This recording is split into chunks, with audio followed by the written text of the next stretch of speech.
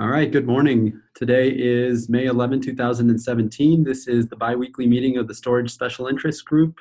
As a reminder, this meeting is public and recorded. Today on the agenda, first item we have is Flaky test alerts. So we have Eric Fejta with us. Him and his team have been working on something that's very important to the project, reducing flakes in the Kubernetes system. And Eric has been trying out a new initiative to help reduce the number of flakes. Eric, do you want to talk about that?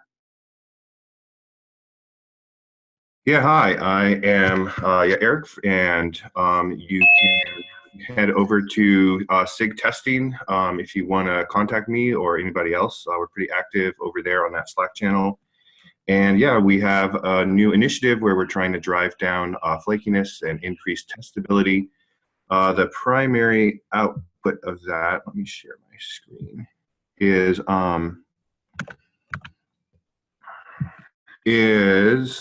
we've been sending out a email every week. So on Thursday, later today, there'll be a new Flaky email that comes up. So you can either find this on the Kubernetes SIG Storage if something is related to storage, and then on BCC to Kubernetes Dev.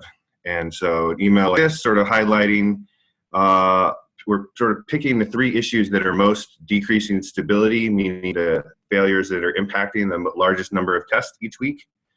And then we have a separate email that goes out on Thursday, which is targeting things that are most reducing flakiness. And so that is the flake report. You can see that here. And consistency is, a job that is like both passing and failing at the same commit. So that we know is some sort of flaky issue. And then, so the tools that we're using to generate this, if you head over to the test infra repo, scroll down, there's a lot there. So we list a lot of the tools that you have at your disposal. The primary two ones that are going to be useful to you are TestGrid. Many of you hopefully have seen TestGrid. If not, please check it out. Something that we are trying to do is create a dashboard for each SIG. So what we would love is for a SIG storage dashboard to exist, where we can show you a summary tab for your dashboard that is just giving you tests that are relevant to you. So if you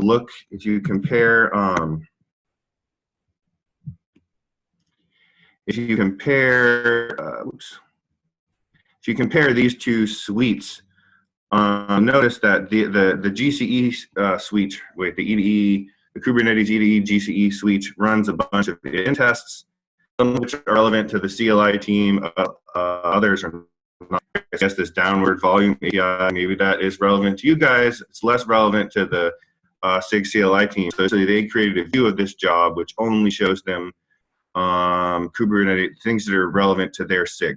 And then they did that for a bunch of different jobs. And so now they can sort of hop over to the summary page and quickly find out, are any of the CLI tests causing problems in any of the suites that I care about? And the nice thing is, if you want to change any of this, you can just go into the test grid, and then there's a config.yaml, which specifies all the different dashboards that exist. And yeah, so if you want to add a tab or change a tab or do whatever, you can do that. Test grid itself. Sorry, yeah. I was wondering, are the tests filtered, or are each one of these tabs filtered down to a specific subset of tests? Right. So if you look at the SIG CLI, so essentially the way this works is you have a test group name, which is a bunch of results, and then it includes like a filter. So if you're in test grid, there's a bunch of things you can do, such as, change how wide the columns are, or you can, have it sort by failure so that tests that failed the most recently show up at the top. And then you can also filter down. There's like a graph option as well. And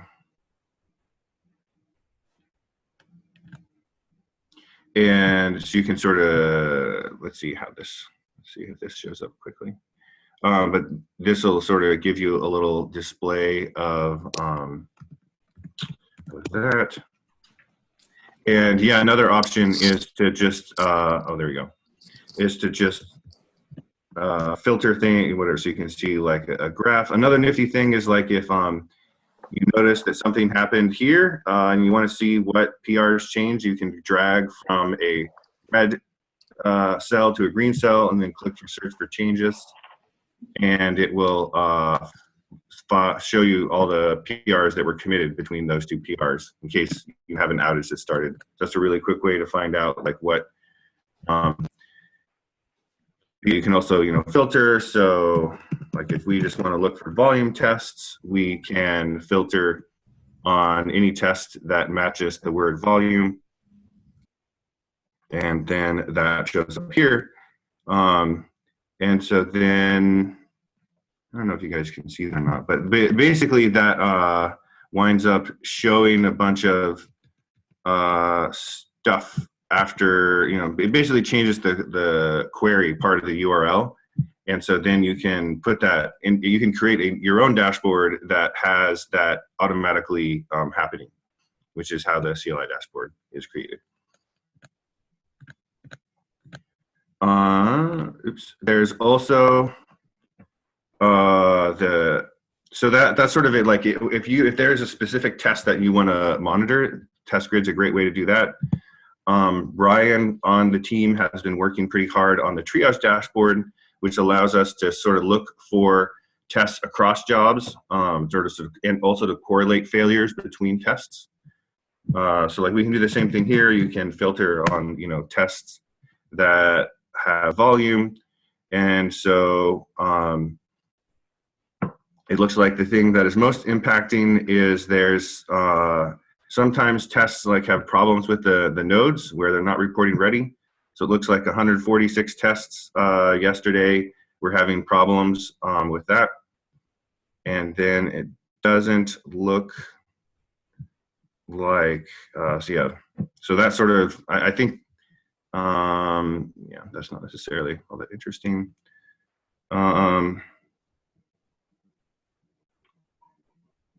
Looks like the downward API volume tests are having some timeouts.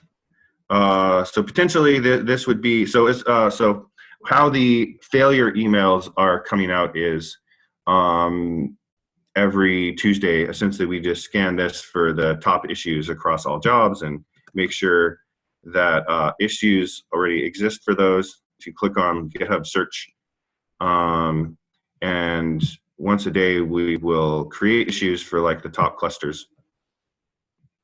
And so you can see that here.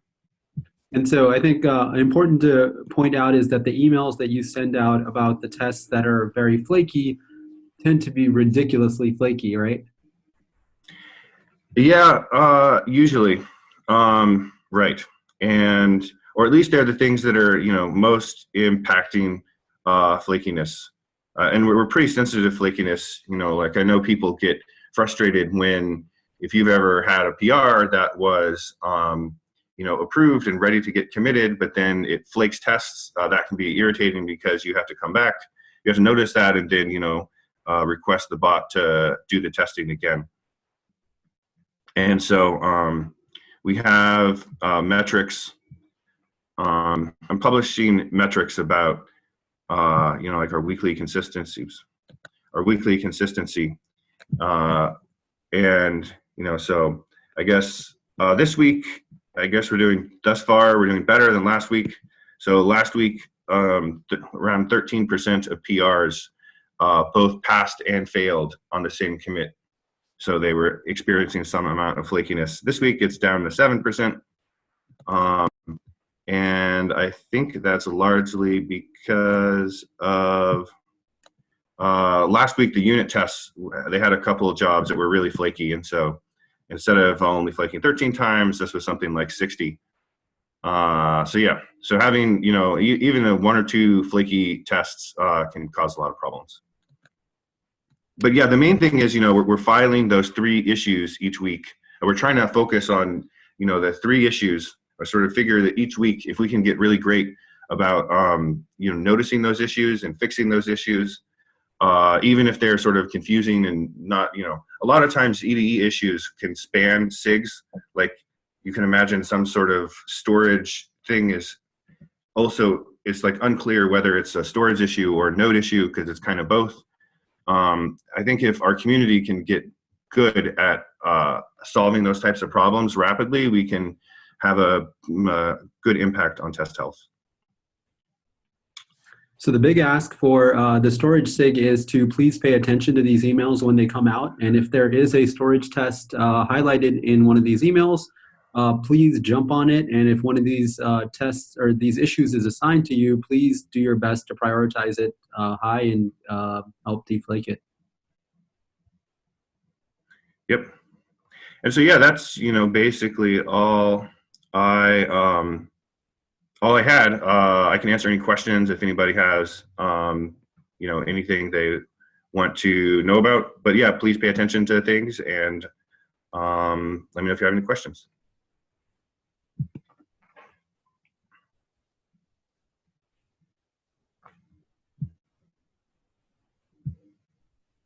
And Jason says, great work. Yeah, thanks. All right. Thank you very much, Eric. And Yep. we'll move on to the next item. Thank you.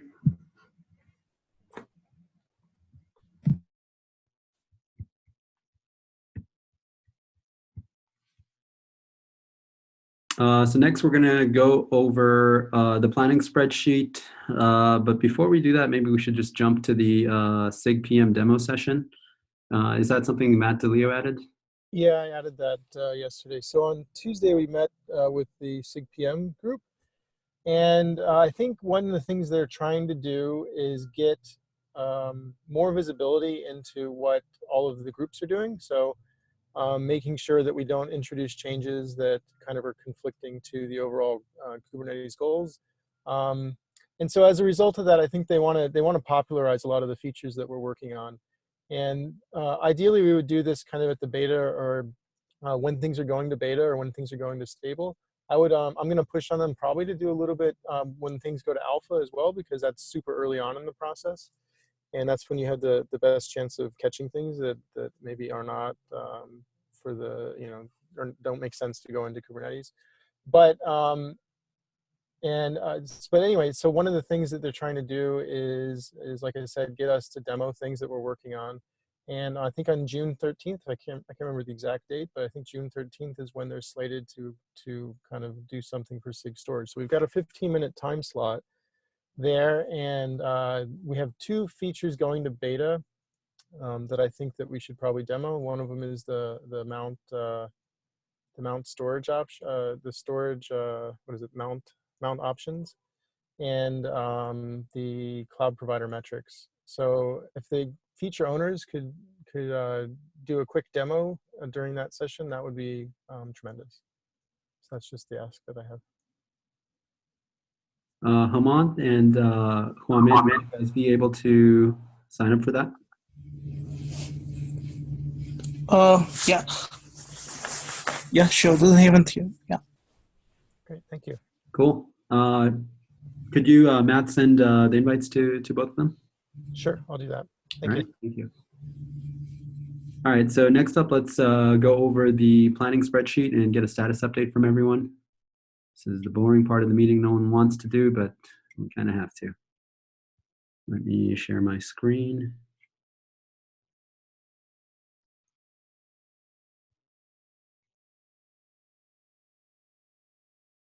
Okay. NFS wedging issue. Hemant, do you want to give an update on this? Yes.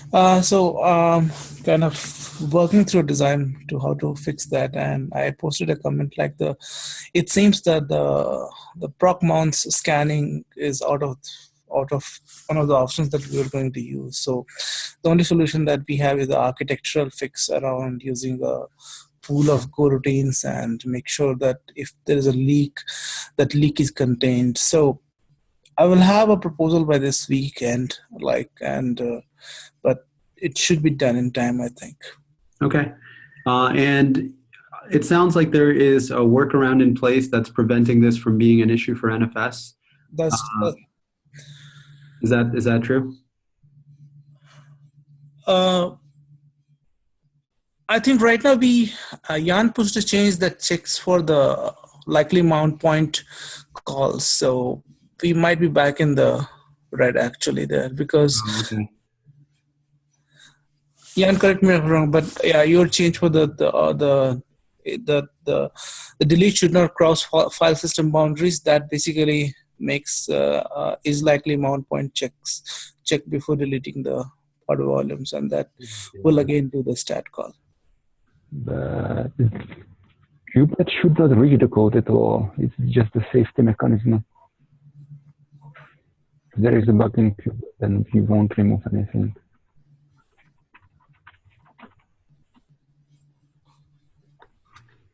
So let's figure out if this is if the workaround is still in place, if it's still an issue. If it is, we can prioritize it higher. We've got a few weeks left until code freeze. If we decide that this is we have a reasonable workaround in place, we can because it sounds like the fix is going to be a larger architectural redesign, and I would rather us focus on designing that or putting out a proposal for the redesign in this milestone and then working on it the next milestone instead of trying to rush the code into this milestone and ending up with a bunch of bugs. Sure. I'll look into it, and I think the workaround might be broken for now. So okay, cool. We'll look out for an update next time. Stabilizing AWS support for EBS. We're going to skip over that. There's not much going on there. Some testing that was being added. Out of tree volume plugins. I've been driving on this with the other folks that are working on CSI. We have a very solid draft that we are going to publish very soon, hopefully at the end of this week or early next week. We have a new location where we're going to be sharing this. It's going to be github.com/container-storage-interface. Currently, that location does not have any information populated, but we're going to start using that as a rallying point for everything CSI related. And we'll publish the first draft of that doc, and then people can contribute to it there. We'll send out communication broadly when that happens. Next up is local ephemeral storage support. Jing, are you on the line?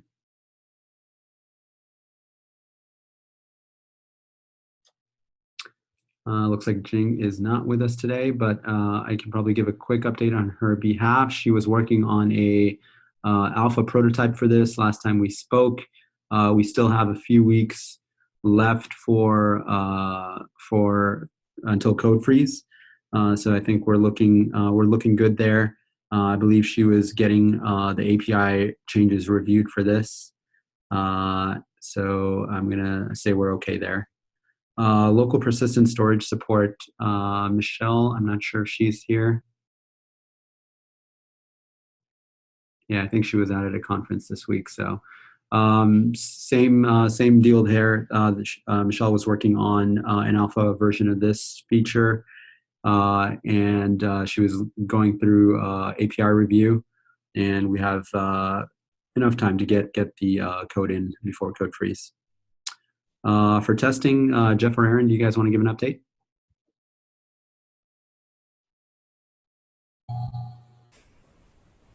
Jeff, are you on it? Yeah, I'm on. I just was muted. Yeah, so we're still making progress on the testing. I got a new laptop, and then there was a network issue with the laptop, so that delayed me some time. But I'm as of last night back up at full speed. John is on paternity leave. for a week or so or two. I'm not sure exactly how long.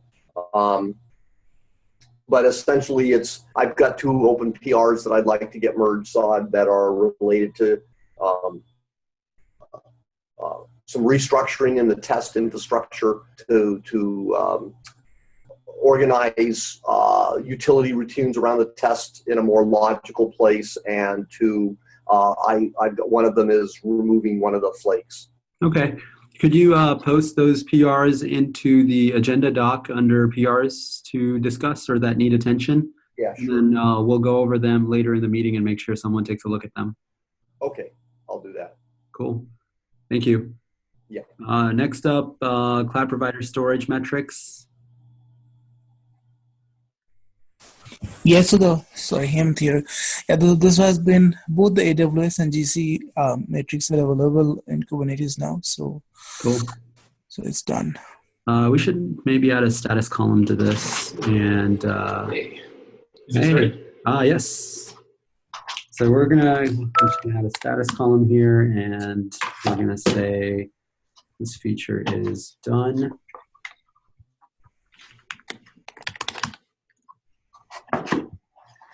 Snapshots. Tomas, are you on the line? Yes, I am.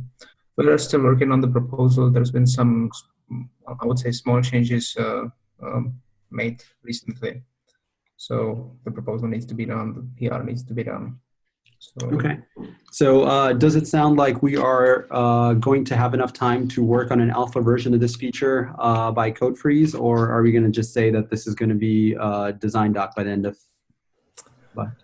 this milestone? I think the alpha is on the edge. I would love to have it, but I wouldn't bet much on it. Can we just get a prototype? So this has worked in other SIGs too, of just getting a prototype of code. You know, you don't even have to check it in, but I don't know who's doing the development. But having someone just work in a GitHub or even a shared GitHub where, you know, people just start throwing code together and they can go look at it. Yeah, that sounds good. That sounds like something I was about to do. So Cool beans. Cool. So we'll see where that goes. It's possible that we're not going to be able to hit alpha there, but that's okay. No, it's not a critical feature. I mean, am I correct in assuming that the execution isn't the hard part, it's the design? The design was like, there are many people interested and there were many discussions and many different proposals, and we tried to like wake them all. So it took some time to get the thing correctly. As it should. I mean, I think this is a big, interesting feature that done right will be very valuable and, you know, easily could be done in a funky way. We're closed on the design though, right? I mean, we're just in development time for this. Well, I believe the design is done now. There are some details that I would like to discuss with people who understands how the API works, how things like sub-resources, for example, work, and make sure that what we proposed is really correct. Yeah, I mean, I also, you know, it sounds like it's in good state for alpha, and also it also feels like both the process of how this worked, cross-continent, cross-companies, it's been, you know, sort of a fundamental feature. I almost feel like it's worth presenting to the SIG, not just how snapshots work, but how we as a SIG worked together to do it.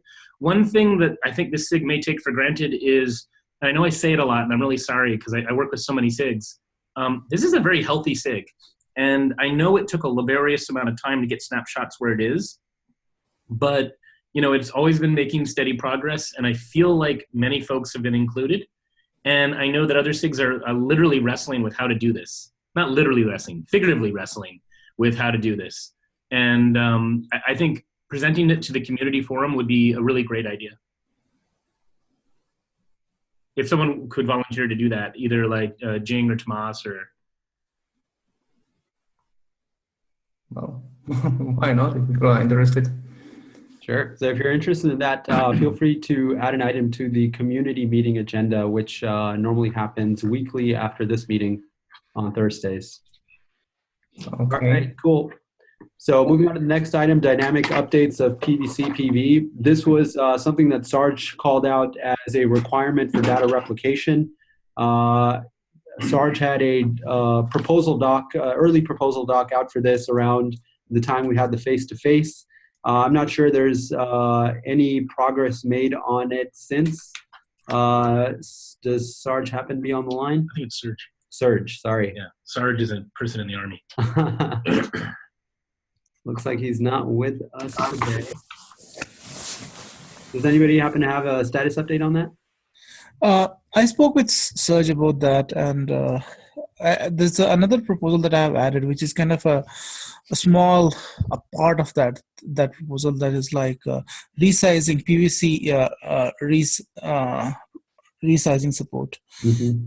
And it's basically one part of it. Like that proposal talks about changing storage classes and whatnot, but so it's like, I think for now we'll just focus on resize and then we'll go from there rather than changing everything. So that was the plan.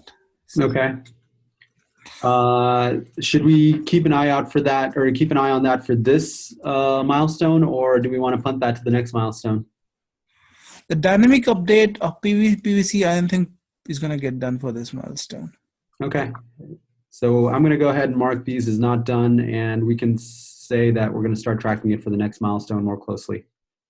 The resize of being done through storage class or through the PVC? I heard storage class. Sorry? No, I meant that the dynamic update of PVC, the proposal that Serge put forward, it changes a lot of fields in the, okay, so, but it makes a lot many fields mutable actually in PVC. And that's kind of tricky to manage everything. So okay. So for those of you who don't have the background on this, the idea here is that in order for data replication to work, Serge was proposing that the PV-PVC or the PV-PVC objects that are currently mostly mutable should be immutable.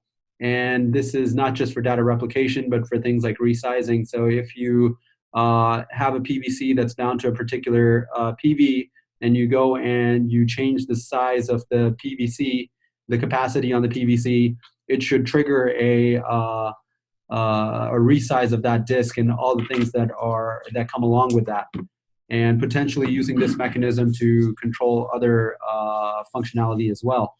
Obviously, this is a very big change, and so we'll have to think it through very carefully, but it could potentially buy us a bunch of new features. So. Okay, cool. So we're going to keep moving along here. Attach, detach controller, restart handling. Tomas, is there what needs to be done here? One bug has been squashed and it's merged, and the other one I have a patch for, and I'm about to test it tomorrow probably. Cool. I'm going to say started, and it's looking good. Stabilizing Azure support. Unfortunately, it sounds like we didn't get much traction there. Hwamin, is that correct? I had a few PRs merged, so fix the issues with Azure volume attach, and that one enable utility test, Azure utility test on Azure volume. Okay. And we also have internal projects to stress test Azure. Just use the stateful sets. These two pull requests that are in the notes, 40148 and 40603, any chance that you were able to take a look at those? Yeah, we'll take a look. Okay, so I'm going to go ahead and mark this as started, and I think those were the two big things that they were looking for. If we could get to those this milestone, that would be great. If not, we can push it out to the next milestone. I think they were fairly large changes and require changes to the core, which we always need to do very carefully. So take a first pass at it and pull me or Jing or someone else in if you need another set of eyes. All right, next up, stateful applications via federation plane. Michael, would you happen to have any updates on what's going on there? Stateful applications via federation plane. Federation plane means the federation control plane? Right.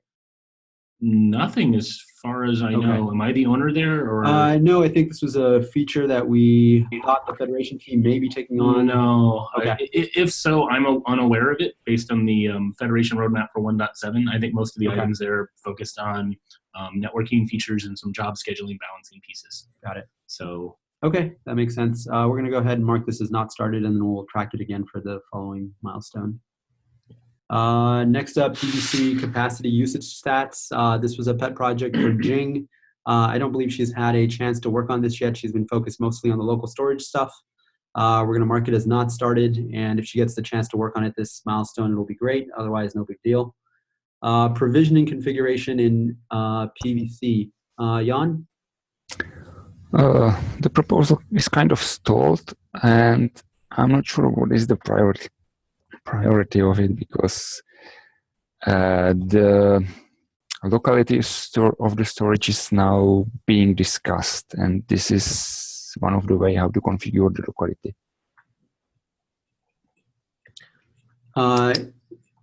Let's see, when was the last comment? 19 days ago. Okay. So do you want to help figure out what the priority should be? Do you think this should be prioritized higher?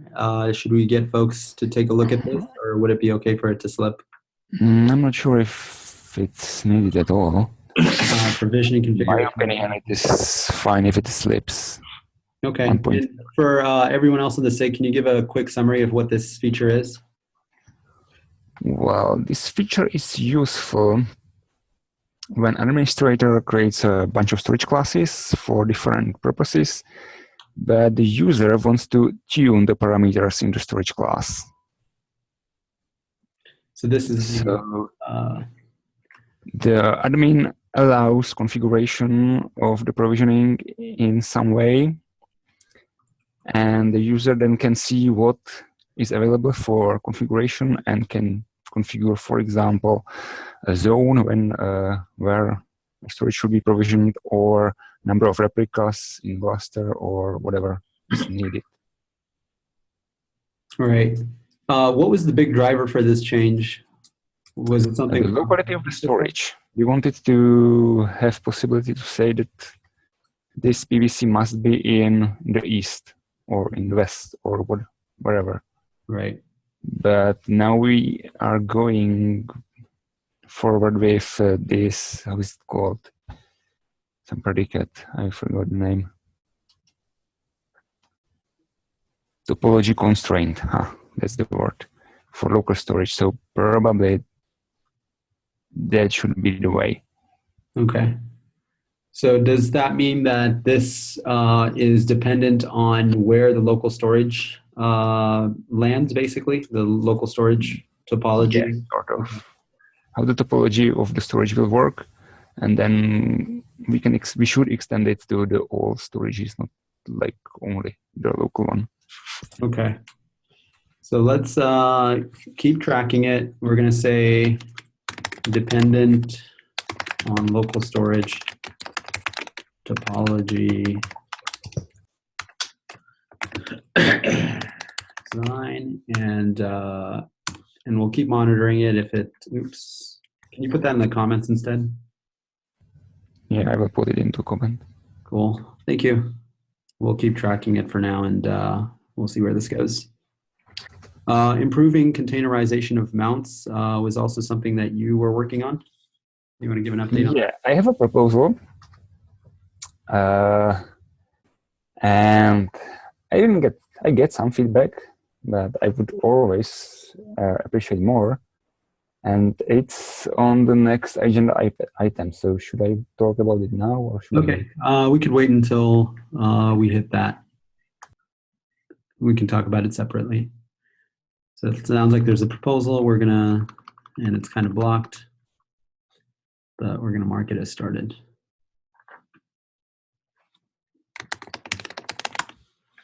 Improving the Chroot hack. This is something that Jing on our side was going to focus on. I'm not sure what the status of this currently is. We'll sync up with Jing when she gets back. Fixing broken volume reconstruction. So this was an important bug fix that Chakri was working on. Chakri, do you want to give an update on this? Yeah, I'm working on the proposal, so it should be in by this weekend.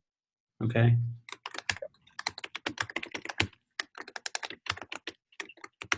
And were you able to get in the the workarounds that would fix flex volume for 1.6? Actually, let me send out a mail to the storage SIG. I think I missed that one. My bad. Okay. Okay, so let's prioritize those. Let's get the workaround fixes in as soon as possible because Flex is broken in 1.6, and let's get that cherry picked back to the 1.6 branch so that it fixes it in the next 1.6 release. And then focus on getting the design out. One thing to keep in mind is the end of this month is code freeze. So if we could get this prioritized higher, that would be awesome. If you need help on this, now would be a good time to call out for help from the rest of the community. Just let us know. Sure, will do actually. By this weekend, I think I should have the proposal ready, and mostly next week, I'm going to focus on it. Awesome. All right, thank you very much, Chakri. Next up, Storage OS volume plugin. Simon, do you have an update on this? Yeah, Huamin has kindly done a first pass review on it. I've made an update to it, and I believe it just needs another pass. Okay. I'll see if me, Jing, or Michelle can take another look at it, and we'll go from there. Yeah, great. Appreciate it. Thanks. Cool. Thank you. And last, but certainly not least, support for resizing PVs. We kind of talked about this in conjunction with the dynamic update of PVPVC. So I don't think there's anything else that needs to be added here. Yeah, I'm working on it. I should have a proposal by this weekend, and yeah, we'll go from there. Cool. All right, thanks for bearing with that, everyone. Looks like the big features are all on track. Some of the minor features may slip. The only thing that I'm fairly concerned about is the fixing broken volume reconstruction. Other than that, I think we're fairly on track.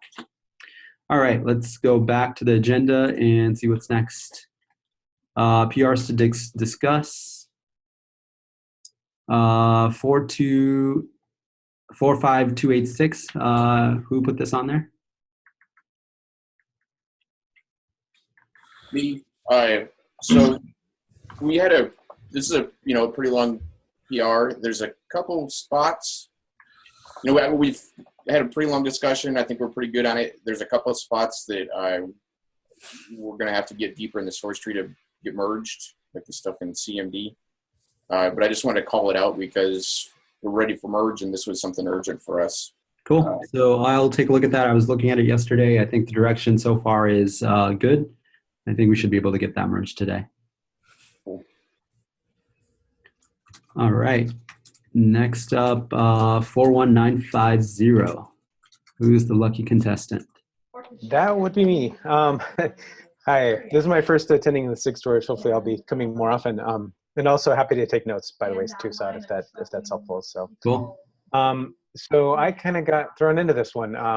And I did because obviously DAS is now part of Microsoft. And so this is a feature that's seen as pretty critical for the 1.7 milestone from the Azure crew. So I'm not sure exactly what's going on with it or why it's stalled out, but it's something that definitely needs some attention. And I would welcome any help from anybody that can help me figure out what needs to be done here to move this forward. Okay. Could you summarize what the changes here are? There's a lot. It's really about getting the blob storage compatibility in place with the Azure managed disks, essentially the way the Azure storage rolls out. And it's also some bug fixes.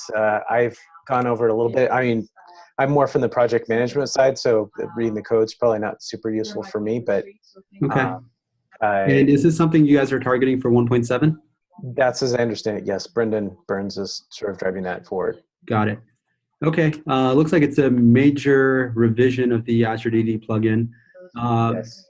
Would someone be able to help review this? Maybe Huamin? Yeah, I reviewed this in the first pass. The trouble is there's a lot of refactoring. Essentially, the things in cloud provider and Azure disk are completely restructured, and that is breaking a lot of things. I haven't got a chance to see the test pass. I have not got a chance to run it. If that can be fixed, that's better. We can understand how the code structure is, how reliable it is. But so far, we haven't got into that yet. Yeah, and some group programs. Okay. Would we be able to communicate that back to the Azure team? So Ren is on the review, and he also made a lot of suggestions. Hopefully, they are aware of these issues. Azure team, from time to time, we communicated. They are aware of this PR outstanding, and it's still being worked on. So I assume this is something they have the internal communication open. I can try and track that down. It looks like it hasn't gotten any attention for a while, and I'm not sure why that is. I'm not sure. Yeah, so one more thing. I think this is a relatively small change, but why it happens in such a large scale, that is something I haven't got a chance to look at. Okay. But it's essentially just add a new API tag called kind, and whether that is managed or not. So it's results in a huge, massive refactoring. We would like to get into that into a smaller scale so we can manage this in the review. Yeah, so I just want to make sure this is clear. So Warman, are you saying that basically you've had a bunch of questions that are still unanswered and you're waiting for answers? Is that why? Yeah. So the PR is being worked on intermittently, on and off. So we haven't got a very good communications yet on the exact details and how the review feedback should be addressed. Yes. So Jason, just an observation. I think Warman's saying a couple of things. One is this is a huge change. Huge changes are always a bit slower to get merged because we're always a bit constrained with reviewer bandwidth. So it's always faster to get sort of atomic, multiple smaller changes in. And then second, I think there's a bunch of unresolved questions. So it's sort of the asynchronous nature of reviews, right? Like a reviewer will post a question, do a review, post a number of questions, and the onus is then on the PR submitter to address those before the reviewer will come and look again. So it will go stale if the responses aren't coming back. So in terms of, so it sounds like I just need to do some legwork on and I'm sorry, I've just got thrown into this, so I'm figuring out the process as I go along. But so I can try and get some more internal communication on that side. Is it possible to get this on the radar for 1.7, or is this? Yes, if I can marshal the resources. Go ahead and add it to the planning spreadsheet. Okay. And we can track it week to week. We have about 3 weeks left until code freeze. So it sounds like the feedback is that Hua Min, whose GitHub is rootfs, has feedback that has not been addressed. And it looks like some of the tests are failing, and this refactor is fairly large. So there are some open questions. I guess you could relay that back to the Azure team, and hopefully they can get back with the feedback. Maybe it might be worth setting up a video conference or something with Hua Min, and maybe that'll help move things along more quickly, maybe? Yeah, that's great. I will do all of those things. And I sincerely appreciate your help. And also, Hua Min, thank you for looking at that. That's great. Right here. And welcome to the SIG, Jason. Thanks. I'm really excited. I love, and like somebody said earlier, this is a super successful SIG. So I want to learn things and bring it to cluster ops because that's the SIG I run. So Jason, if you want, I happen to be dealing with 5 SIGs at once, and I can give you lots of sort of case stories and things that have been helping other people or not. So if you want to just sort of reach out and talk about it, feel free. I know some people in other SIGs have been doing that, and they found it useful. Yeah, we need a support group. Thanks. Cool. I'm Mike Rubin, by the way. It's nice to meet you. Likewise. All right. Thanks, Jason. So we added that to the agenda, and hopefully we can keep an eye on that. Let me switch tabs.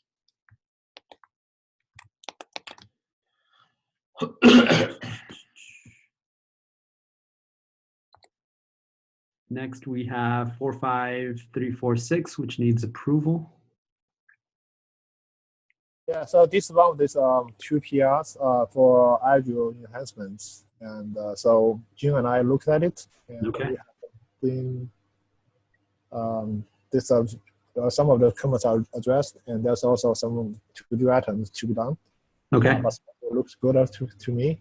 Okay. Your approval? Okay, I'm going to take a look at this since it's touching the attach/detach controller path. Mhm. So I'll do a final pass on this one.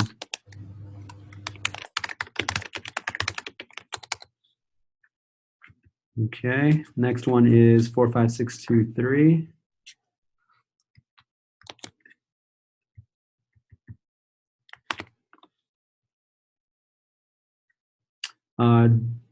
So is this Matt who added this?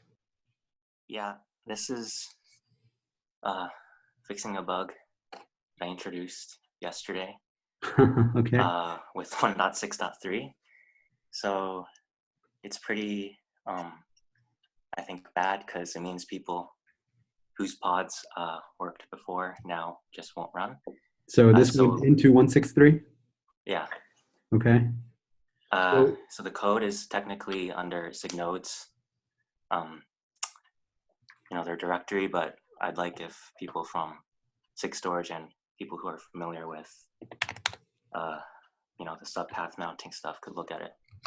Is there a test that would have caught this that shouldn't because it was broken, or is there a test we can add as you quickly after you put in the fix? Yeah, I can make a test because I don't think any of this subpath stuff is tested at all. So it might be good to coordinate that test with Erin Boyd, who has I don't know if she's on this call or not right now. She's wonderful right now, and she's sort of I think she's leading the effort for the test stuff. Is that fair to say? She's leading a weekly meeting and an effort to improve the testing for storage. So writing a test is great. Keeping her in the loop to make sure that it's part of the system that they're putting together would be really helpful. Yeah, I'll be there. Sweet, Ginger Brown. Cool. Could you characterize the severity of this bug? So if before you had a pod that mounted a file, then now it doesn't run. Like now it won't be able to start. Okay. So someone complained yesterday that it broke a lot of their stuff. So okay. I can't tell if you have this sort of sad sound in your voice. Don't be sad. One of the things is we don't have a lot of test coverage, so it's kind of cool that you're revealing that here's an area where we need to have more, test coverage for this area. So, it's cool, man. Oh, fine. Quick, and you jumped on it. You're doing all the right things. If you weren't getting things done, then nothing would break. No, I'm fine. I'm just, it's pretty embarrassing. So. All right, cool. Does anybody want to sign up to take another pass at this from the storage side? Yeah, I'm ready. Sorry, who is that? Brad. Brad, awesome. Thank you, Brad. Can I write you down as a reviewer? Sure. All right, cool. So once this is approved and merged, please make sure that it gets cherry-picked back to the 1.6 branch and track it to the 1.64 release.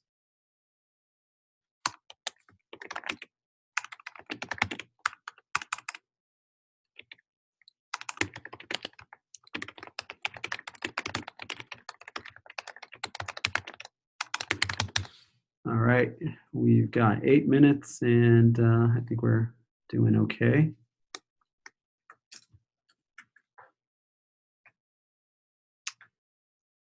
Okay, these are the PRs from Jeff. They're refactoring some of the test framework. Jeff, do you want to talk about this? Yeah, this is just a minor one. There's another one coming that I was right in the middle of when my laptop hard drive failed. But the irony of storage failure. Yes. And then the new laptop had a NIC hardware issue with the NIC. So it's been frustrating. But this is a simple one. I need to rebase it. I've just done that this morning, and I'll push that up. So mostly Saad, it's just to get the assignee, take a quick look. There's been a couple of comments. This is not a big deal. It's the it's a jumping off point for the next one that's coming. The other one I told you, Saad, earlier when I said there's 2 of them, I forgot. That first one, which was removing a flake, has been merged, so I took it off the list. Okay.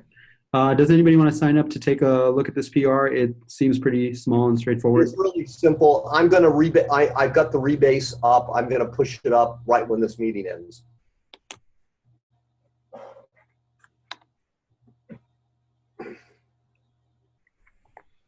I'll sign up for it since we do not have any volunteers.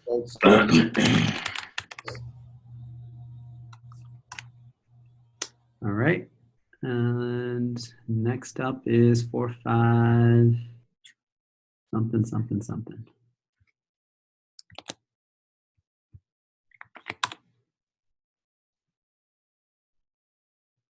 Okay, looks like this is a Portworx change. Yeah, one of our developers is working on some enhancements. So to the plugin, what I was hoping to know is that can we get this out in the 1.6 release, one of the dot releases? The question there is this a bug fix or is this a feature that's being added? So currently we have this. So this is. Okay, go ahead, Venkat. Hey, this is Harsh from CodeWorks. So this basically removes requirement of running Portworx on the API server node. Previously with GKE, that's going to be a problem for us because people can't run stuff on the API server node because it's a hosted one. So this removes it. It's not a bug fix, it's kind of an enhancement, but it's critical for us because we can't run on GKE if we don't get this one in. Can I use Flex? Sorry, so I'd like to understand that better. Why wouldn't it be able to run on GKE? Is it because the hosted master wouldn't have access to the control plane? Yeah, so we would need our container to run on the master node, which you cannot do it on GKE. Got it. So that's the limitation there.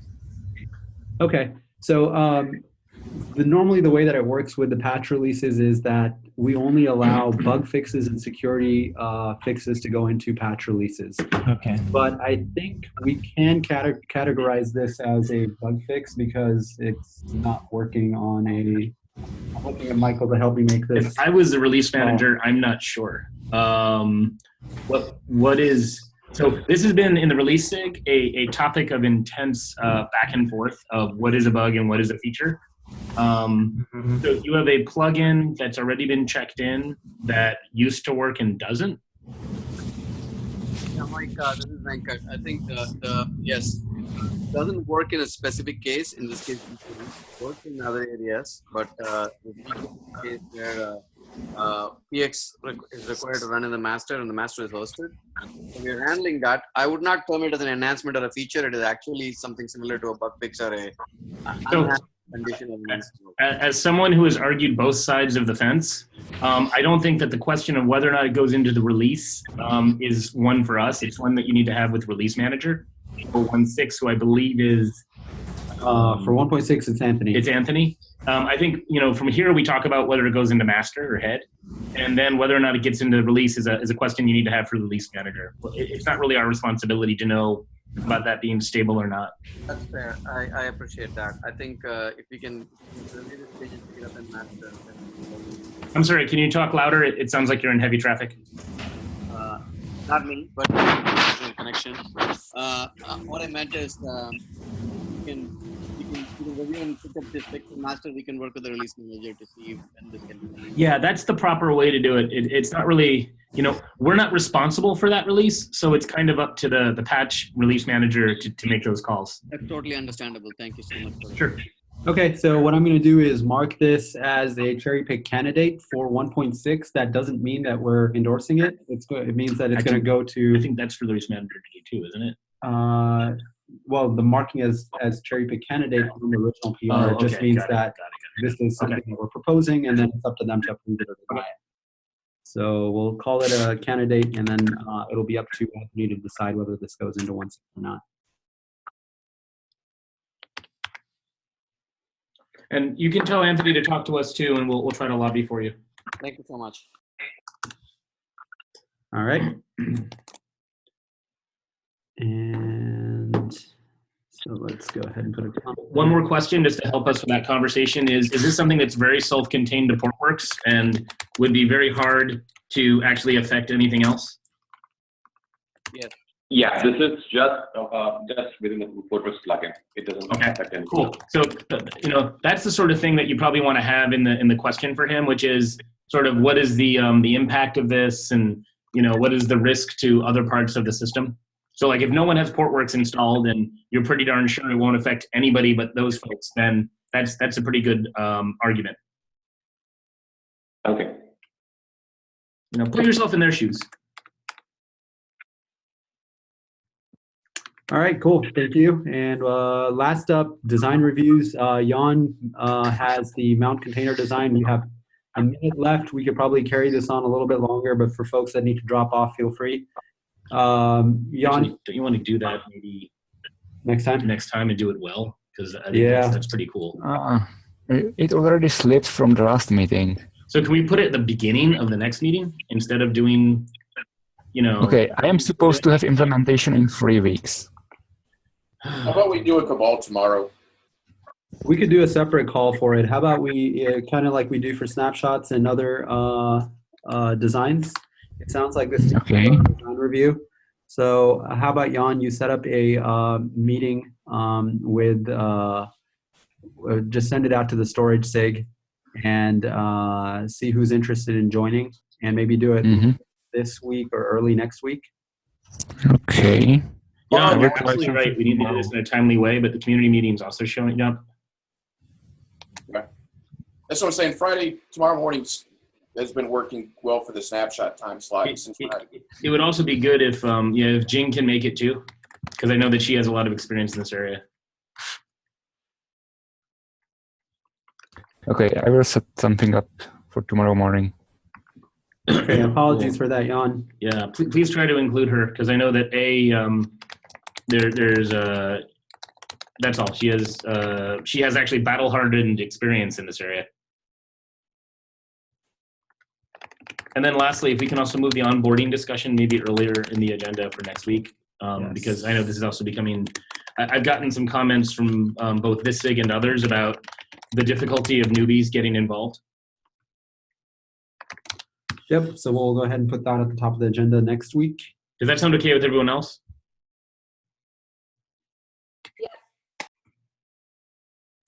Yes. Yes.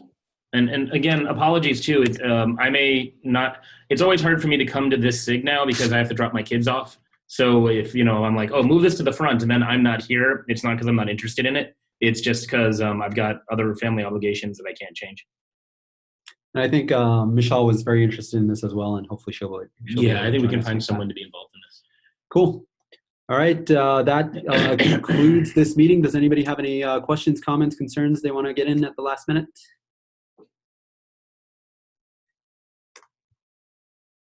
I'm so proud of the SIG. I'm so proud to be a part of it. On that beautiful note, take care, everyone. Thank you. Oh, is Steve Wong on the call? Yes, I'm here. Steve, can you send me a mail? I'd like to just sort of chat and talk to you about a few things if it's okay. Nothing urgent, but I miss you. So I didn't know how to get in contact with you on Slack. If you can send me a mail and we could do that, that would be great.